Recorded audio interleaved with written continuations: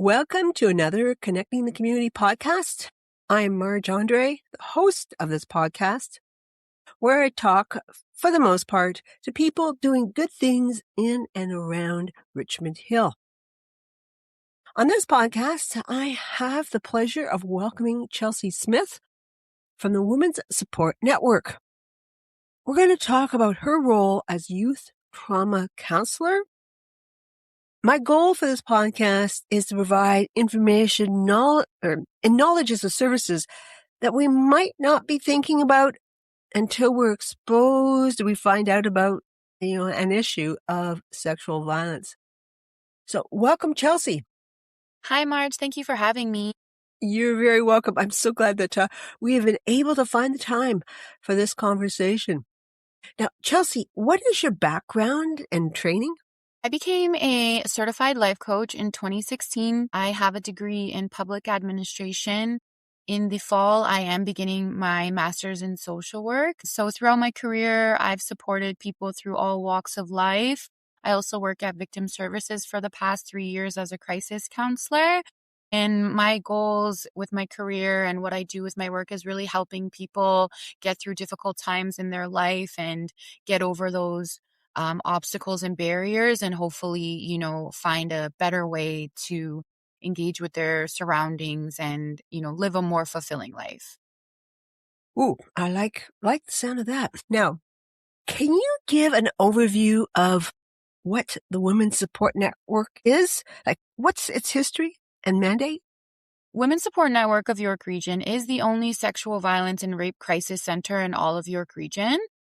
So we service Richmond Hill and the entire York region since 1992. We're committed to providing free, confidential, and inclusive services to anyone who has experienced sexual violence in their lifetime. We do this through public education, community outreach, and we have a lot of other services, which I think we'll talk a little bit more about, but that our mandate is to eventually and hopefully eradicate sexual violence for all folks.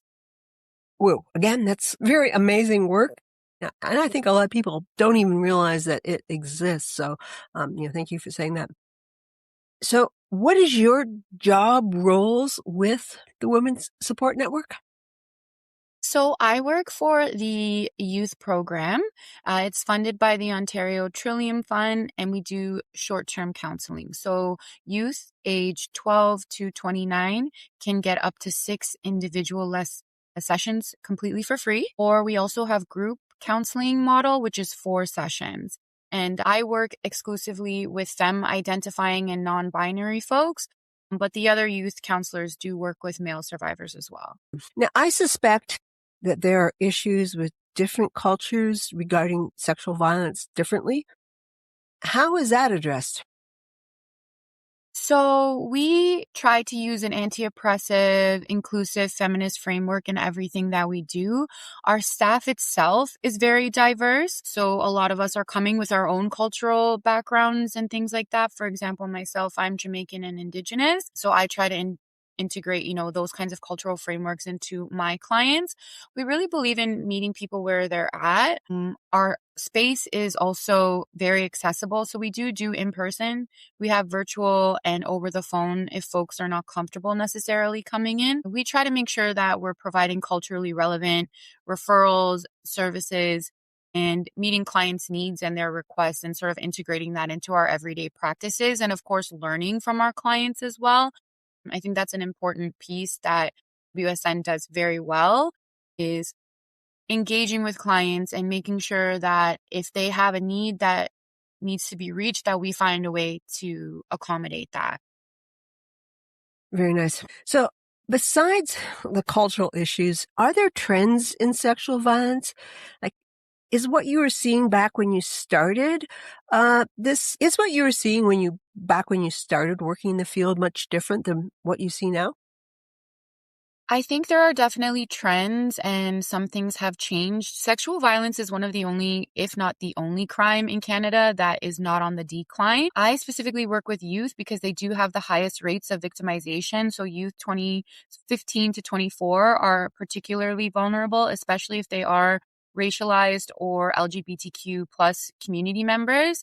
what we've seen in terms of like the evolution of sexual violence is, of course, the online and digital of sexual violence. So the means of trafficking and recruiting has evolved. It's not like what people see in the movies. It's not some scary man waiting behind your car to jump out and get you. They're romancing, their boyfriending is the term, where the predators make a young woman feel like they're a boyfriend, they're in a more romantic relationship, and then they slowly coerce them or force them into sex work. And then we also have other forms of sexual violence through AI. So you'll see there's like a lot of generated pornographic images made of young folks without their consent. You see it happen with celebrities all the time.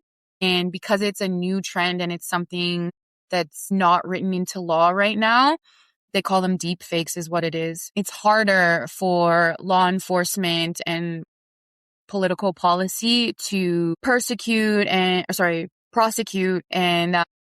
really hold to account the people who generate these images. So those are the trends that are impacting sexual violence rates right now. Very interesting.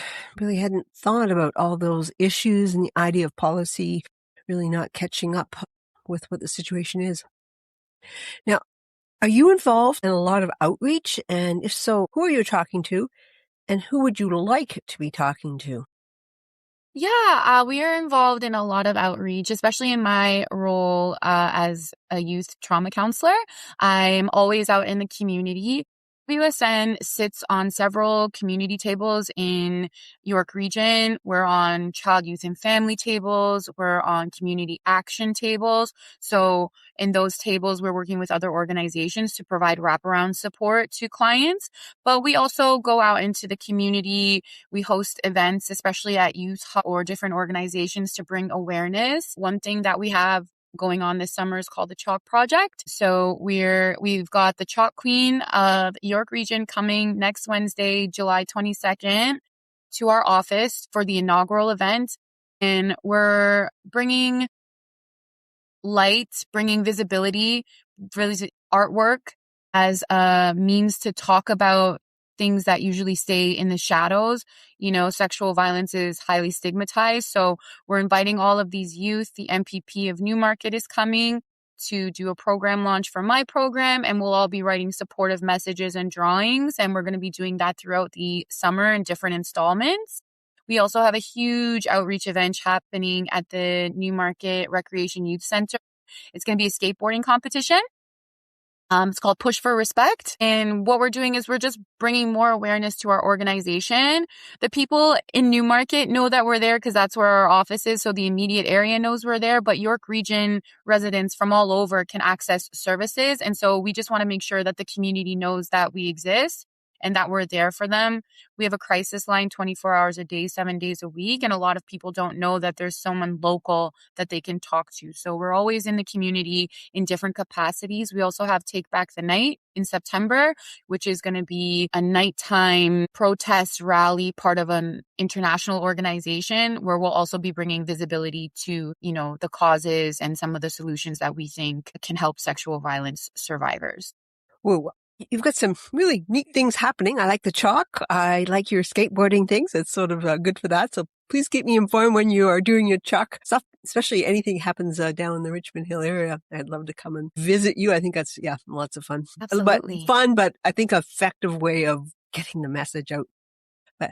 But let's talk a little more about the Take Back the Night event happening in the fall. And as you said, it's an international organization. I think a lot of us have heard of it before. Women's Support Network is the lead organization. And I believe you've got the primary role. So tell us more about the event. And I believe you're looking for volunteers. I think you even asked me if I wanted to be involved.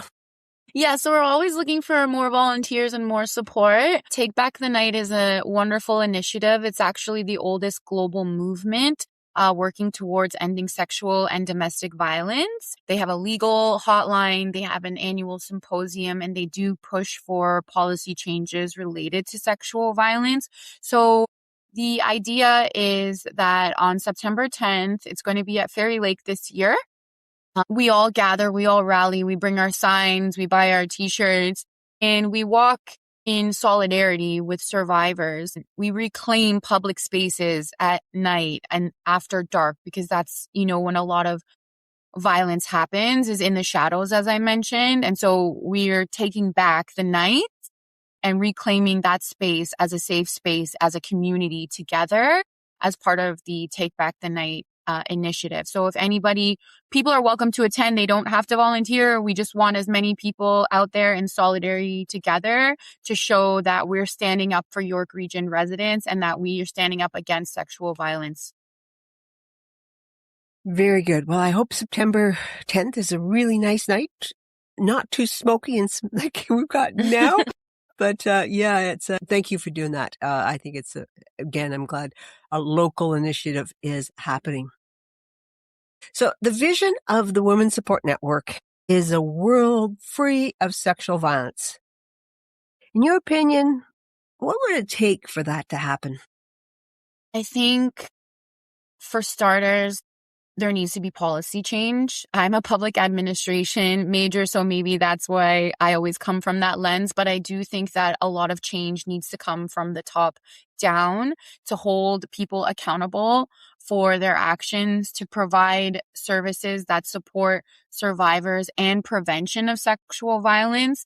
A lot of this stems from cultural norms that degrade women, that have this hierarchy, that disempower women. And those are the kinds of components that would make you more vulnerable to crime, but also they give people who perpetuate crime a safety net because there's no consequences for what they do. They feel entitled to women's bodies. And so I think a lot of the change needs to come culturally from a shift, and that can definitely be guided largely by our politicians, our world leaders, creating policy that helps survivors, helps facilitate prevention, and holds people who commit these kinds of acts to account.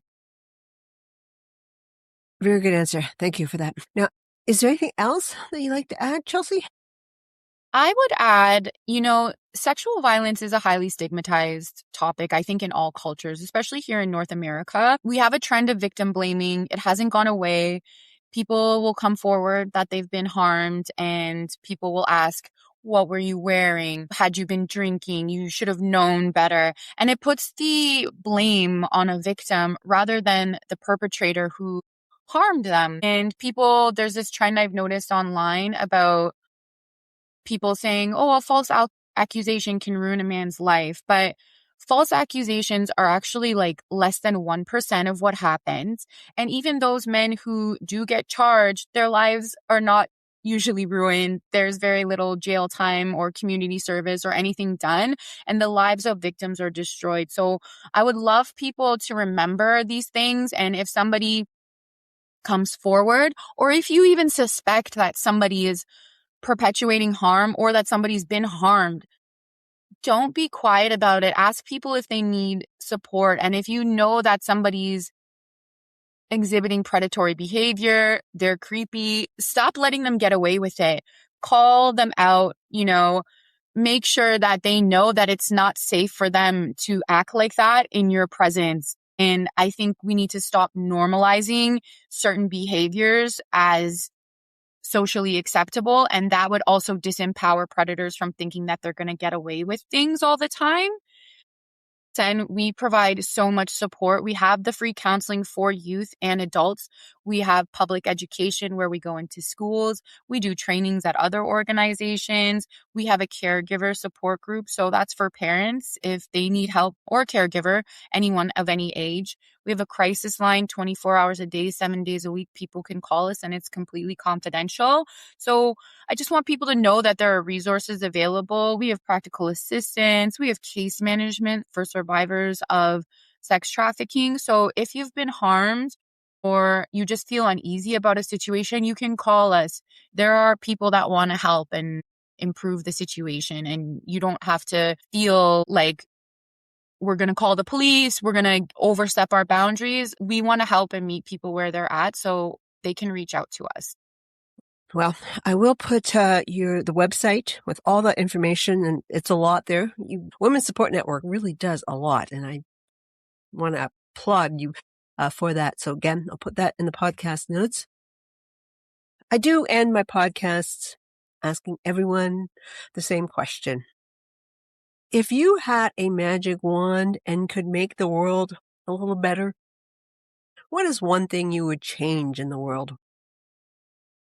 Would wave a magic wand of accountability, and I would hold our leaders, our organizations, our politicians, and the predators, I would hold them to account. And I think that we would have a much safer world if people were held accountable for their actions. And I think survivors of sexual violence and domestic violence would have justice, a lot more justice, if people were held to account. So I would love to see more accountability in this world.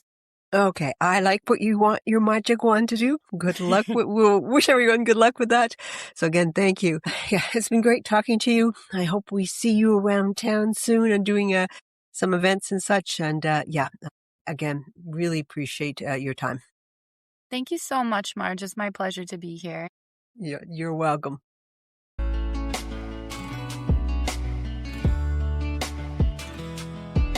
Thank you for listening. I would appreciate you sharing this podcast. Consider emailing me at Marge, M-A-R-J, at margeandre.com. I would welcome suggestions for podcast guests. Let's stay connected.